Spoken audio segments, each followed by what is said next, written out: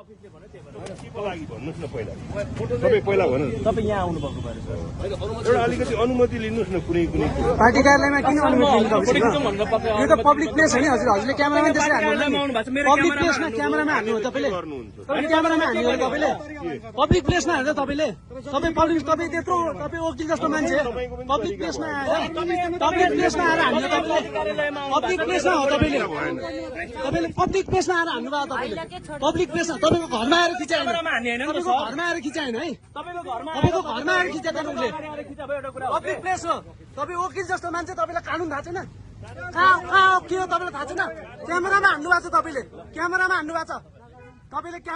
छ सार्वजनिक पार्टी कार्यालय के हो घर हो तपाईँको